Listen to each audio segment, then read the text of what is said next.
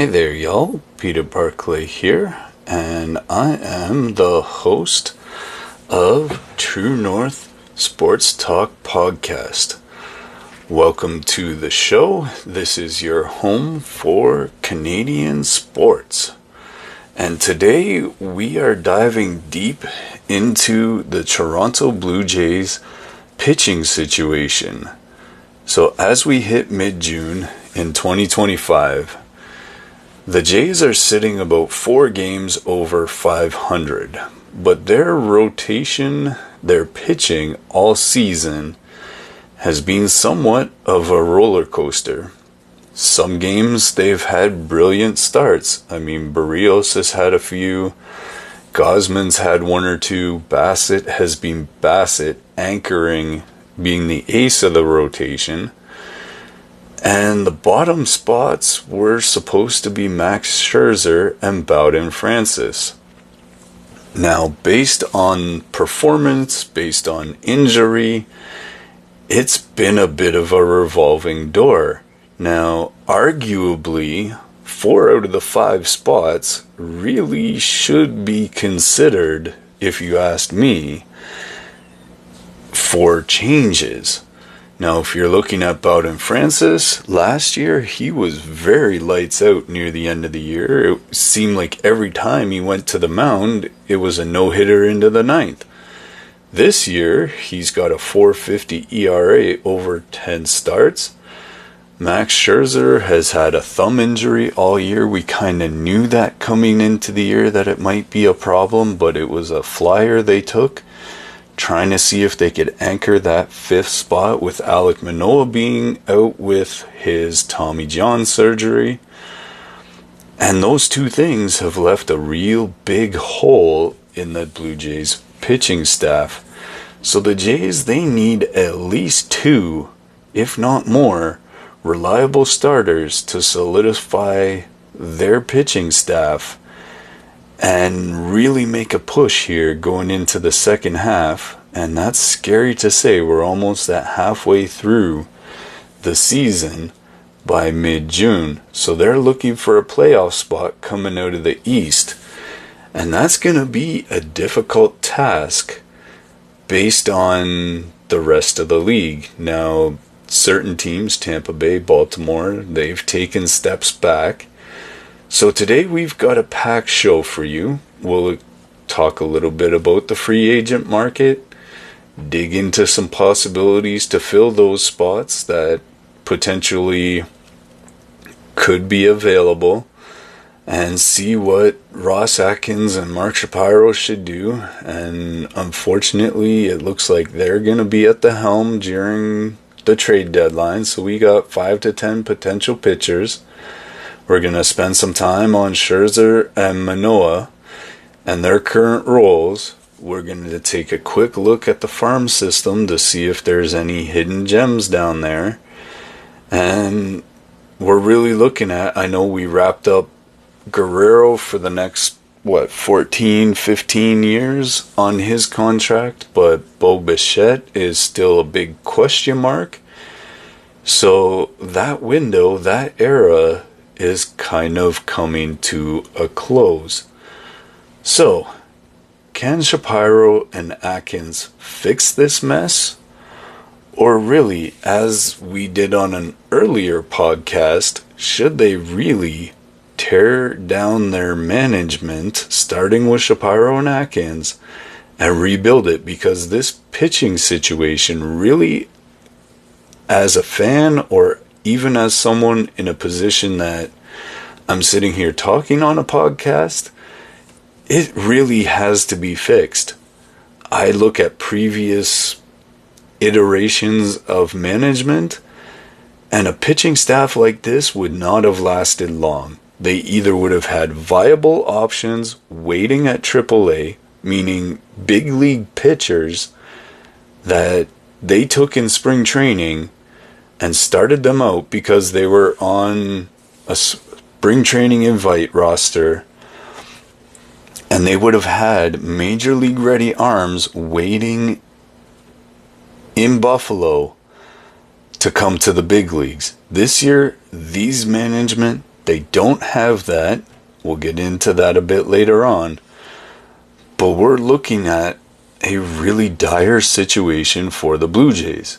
Because if you look at our farm system from top to bottom, we're going to talk about some trade possibilities in terms of who could come to us as pitchers.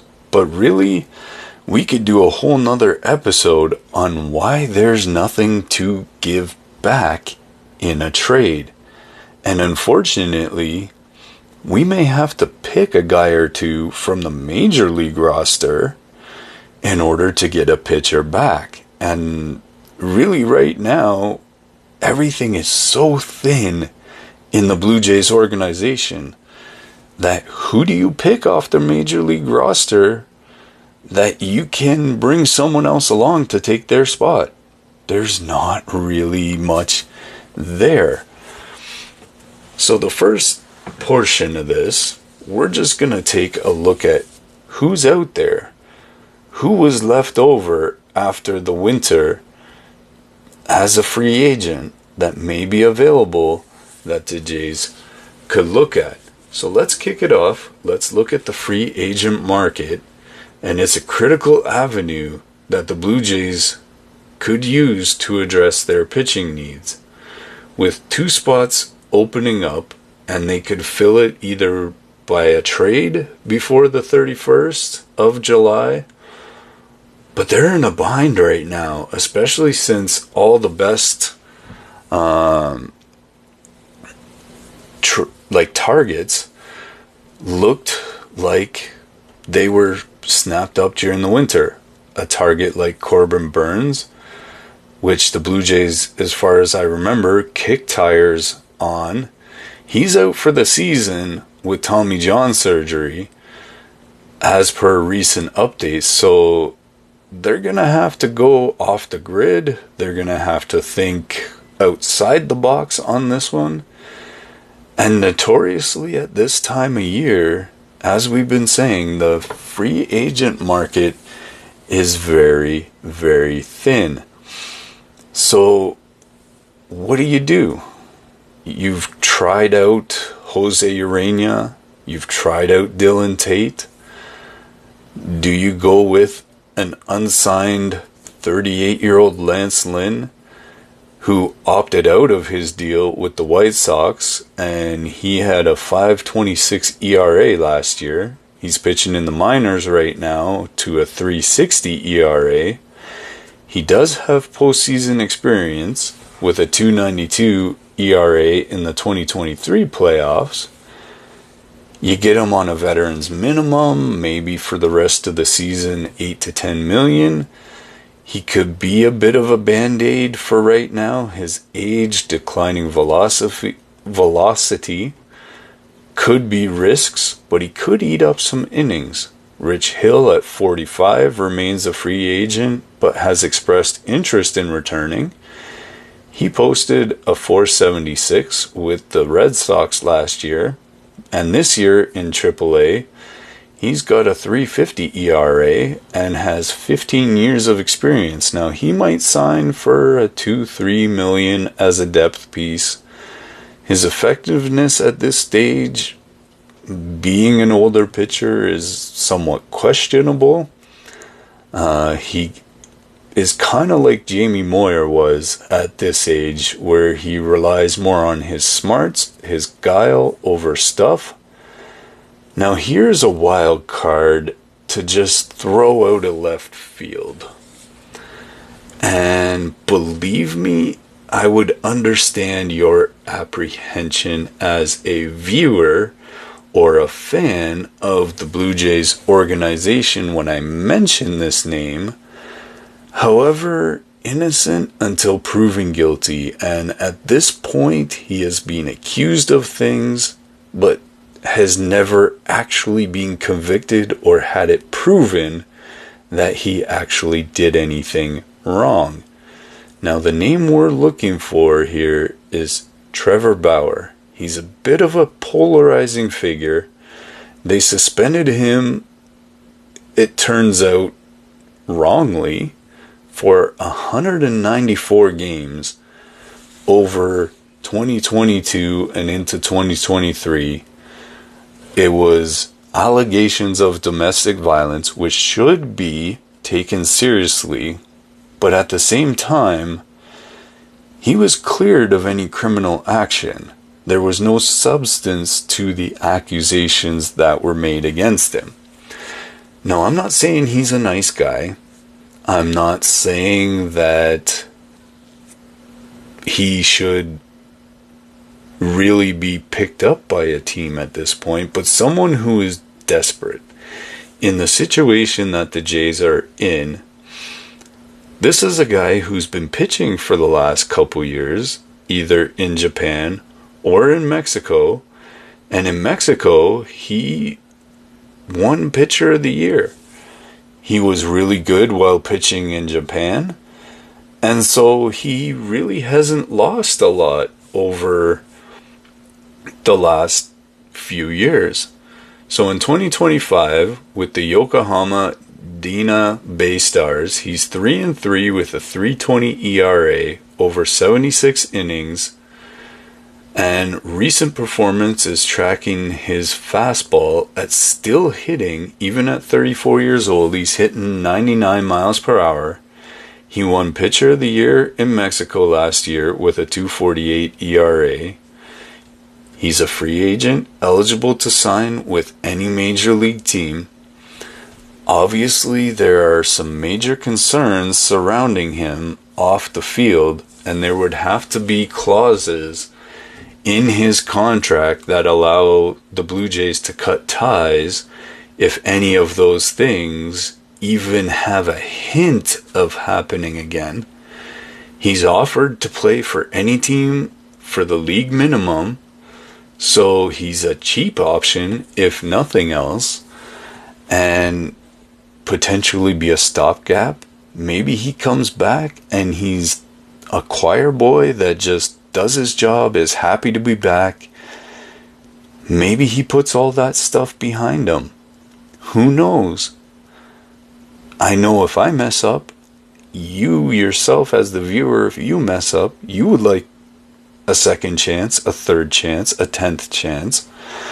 So it's one of those things where at 34, he's probably still got something left in the tank.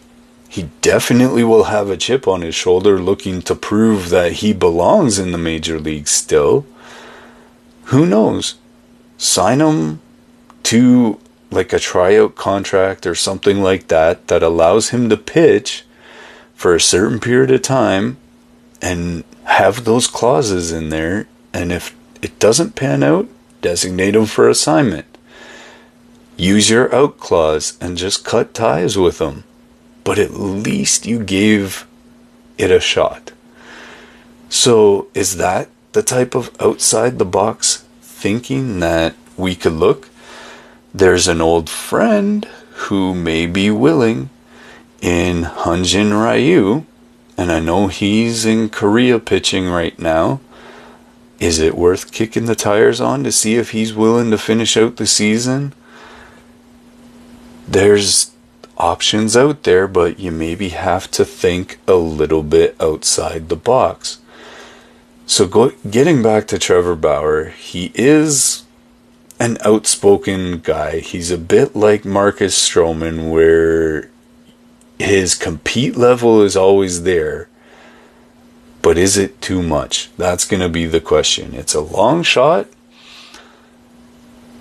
Who knows, maybe the league is stepping in with some teams that maybe would think about him and are saying, don't you do it.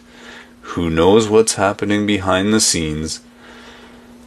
He has upside. In 2020, he won the NL Cy Young with a 3.07 ERA over his last 4 major league seasons. So that makes him a far out possibility if the Jays are desperate. The reality, the market's lean, but you may be looking at a guy like a Lance Lynn, a Rich Hill. Off the top of my head, like I said, maybe a Hyunjin Ryu. Bauer's a gamble with baggage. I'm not sure banking on free agency alone the Jays might need to pivot or sign one free agent, make a trade. They need to find a way to fix this. So what do you think? As a fan, would you roll the dice on Bauer? Stick with a safer pick like a Lynn or a Hill? Or are those guys not viable options in your opinion? Use the hashtags True North Sports Talk. Just drop a comment next to the video if you're on YouTube or in Spotify. If you're on Rumble, let us know in the comments. And yeah, just let us know what you think. Who do you think in those free agents may be the best viable option? Is there one we haven't thought of that you could let us know about? So, that being the case, we mentioned that. But with free agency being down to the very bottom of the barrel right now, the most likely option is a trade, as sad as that sounds. And as we mentioned, there's really not much to trade away for guys right now.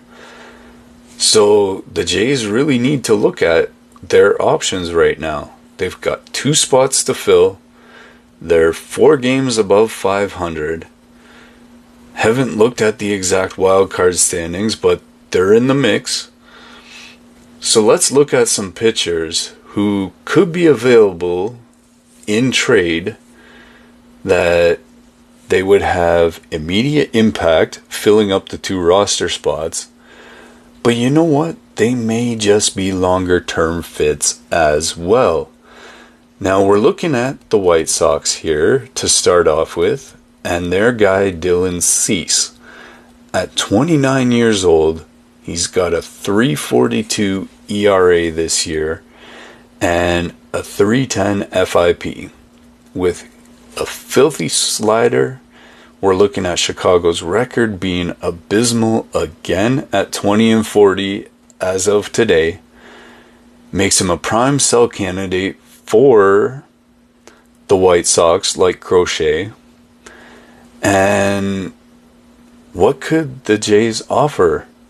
Someone like a Jake Bloss, a Trey Savage? Who knows?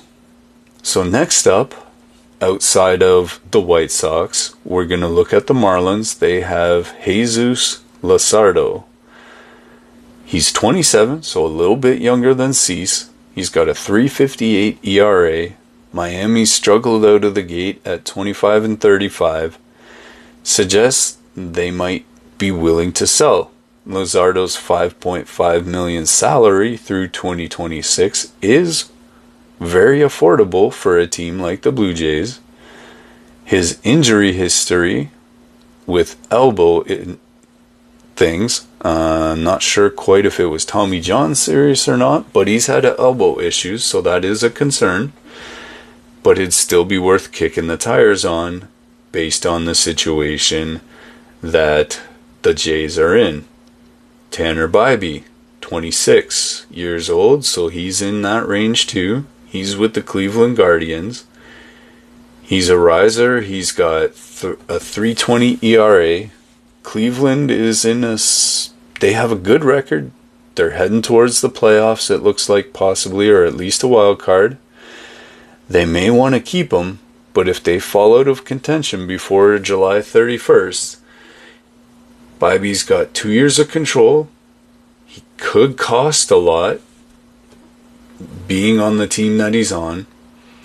Maybe Adam Mako and a mid-tier prospect.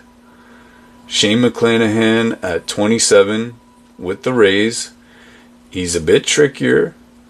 He's got a 3.85 ERA. He's a solid guy, but he's coming off Tommy John and might be a rental if Tampa Bay continues their dismal season.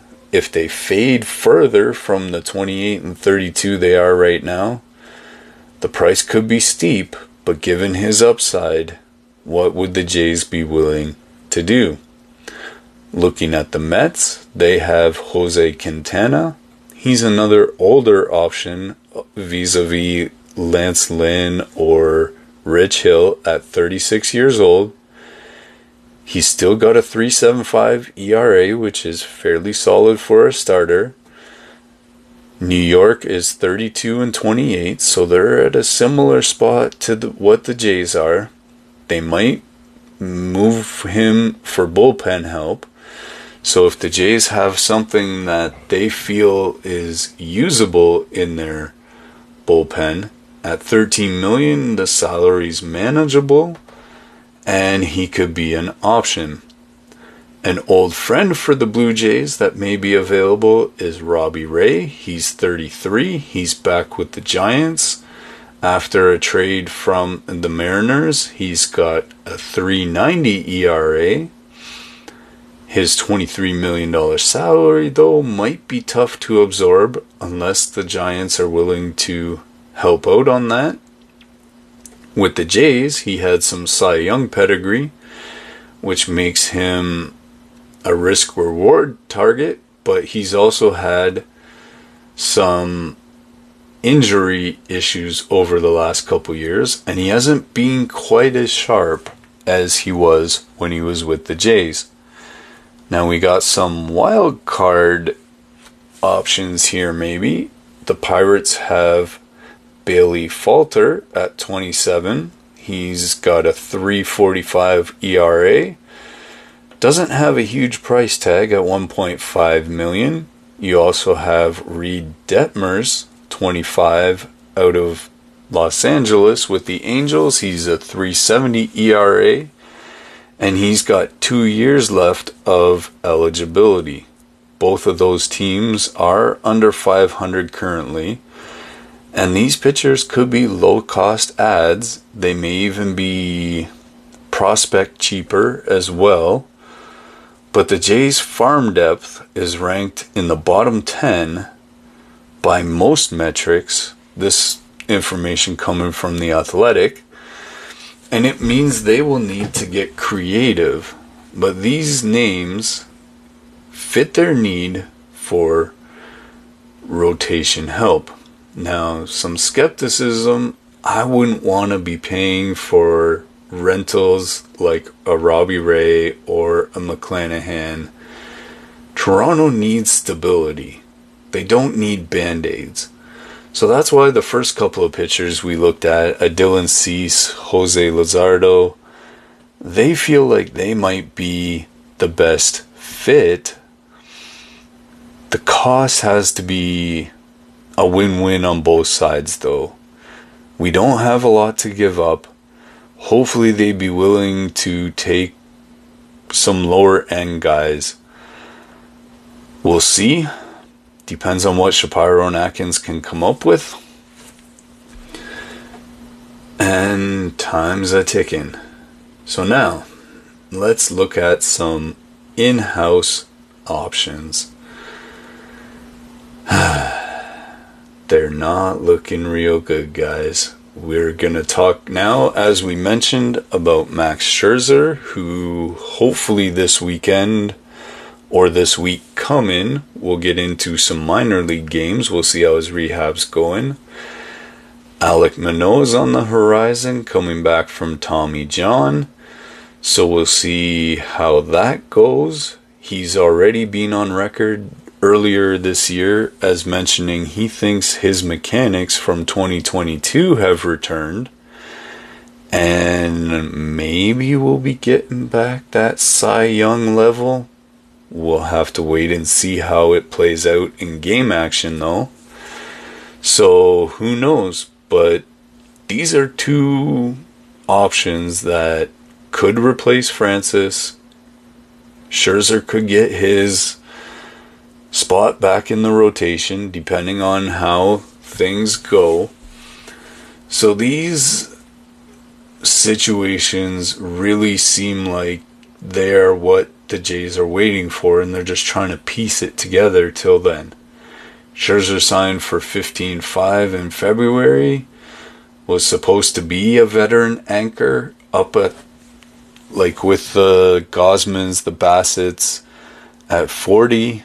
He's won 3 Cy Young Awards. He's got 3,000 career strikeouts, but the last few years, injuries have been an issue. He was placed on the 15-day injured list on March 30th with back issues, and he's only pitched 20 innings this year so far with a 4.50 ERA. The Jays hoped his intensity and his postseason experience would bring at least some stability, because the Jays, once they get to that wild card game, or maybe they even will be able to climb higher than that this year, the problem with that is they need him healthy, because he's got that postseason World Series experience with wins in 2019. He had wins in 2023 with the Texas Rangers, and would be stabilizing to the rotation, but they need his health. And it was a gamble at the beginning of the season. Pete Walker's pitching staff, the training staff, they've been able to keep guys who are on the veteran side like Gausman and Bassett and Barrios humming. But Scherzer's age, his recent nerve issues suggest he might be better coming out of the bullpen, or maybe it's him you trade for a Dylan Cease. Can he rebound? Or is this just lost wages for the Blue Jays? They could be the 5th or 6th team that's paying him, because he's got about 3-4 teams that are also paying him for this year. Alek Manoah, his age is starting to creep up at 27 years old. He broke out in 2022 with an all-star season. He had a 2.24 ERA. But injuries and inconsistency due to those injuries have plagued him since. He had Tommy John, like we mentioned, in June of last year, so he's at that 12 to 18 month area, like that window, and he's looking at an August return, as we've been saying since last year. His 2024 stint last year in 5 starts, he had a 3.70 ERA, which wasn't horrible, but it wasn't what we were used to seeing. He showed flashes. But that injury, he's been relegated to a depth role with Scherzer's signing. Manoah's bullpen potential could ease him back, leveraging his 2022 starting dominance. We could get 25 to 31, well, that's about a full season. So I'd say maybe 10, 15 starts if he comes back in August. I mean, the farm system's pitching pipeline is a bit thin, and we'll get to that. So we need Alek Manoah. We need him recovered mentally, because he really went through some mental struggles with this injury. If he can get through and lower his 174 whip from 2023, he can reclaim that status as an ace, but we need more stability and more strength out of him, more durability. So both have a high upside. They have high risk. Scherzer's experience could still pay off if he's healthy. Manoah's youth could make him a bigger long-term hope if, and this is a big if, he can find that form we were used to. So now it's time, as we just mentioned, to take a look at the farm system. Are there any major league gems just hiding under the surface down there? If you ask me, it's looking pretty bleak. The entire farm system, with the exception of maybe 3 guys, is looking really thin right now to me. You have a development issue that's been a problem for the past 10 years with this management system, which is why I keep saying it's time to start fresh. Because when Alex left in 2015, 2016, there was a good farm system in place. And Shapiro and Atkins have torn it down. They haven't done anything to rebuild it. It's been abysmal. And as we mentioned before, it ranks bottom 10 in the major leagues. That's just unacceptable to us up here north of the border, because we're used to the 80s, the 90s, even the time of Alex Anthopoulos, where it's always been stocked. There's been guys coming. We've been hearing names like Sanchez and Stroman, going back even before that, Halliday, Carpenter. There's always been guys. Right now, we're Ricky Tiedemann at 22 years old. He's been that next guy. But last year, around the same time as Manoah went down, he went down with Tommy John too. So that means August at best for him as well. And I don't think he's ready for the majors just yet, because he's had so much injury issues in the last couple of years. So beyond Ricky Tiedemann, who we got? Well, we acquired Jake Bloss at 24 years old from Houston, and he debuted in 2024 and has a 2.70 ERA with the Bisons this year. I mean, that's not real encouraging necessarily, because is he even ready? His changeup and command suggest he's close, but he needs to show that he can handle major league hitters over multiple innings, and as yet we haven't seen that from him. Another youngster, Adam Mako, at 23. He's a lefty, as is Tiedemann. He's got a 3.15 ERA with the Bisons this year. He's had meniscus surgery in his knee, so that's a bit troubling. You need to get him 100% healthy as he recovers, and that's going to push his schedule to the major leagues back as well.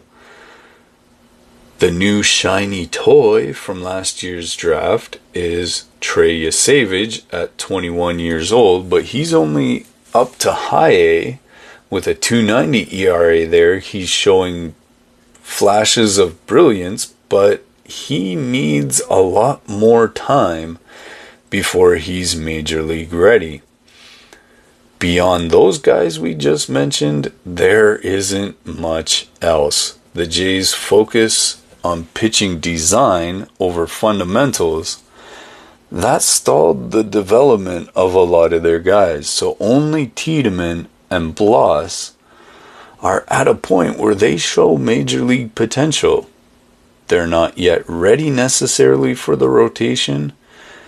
So unfortunately, that looks like the Jays are going to have to step outside the organization in order to fill those spots.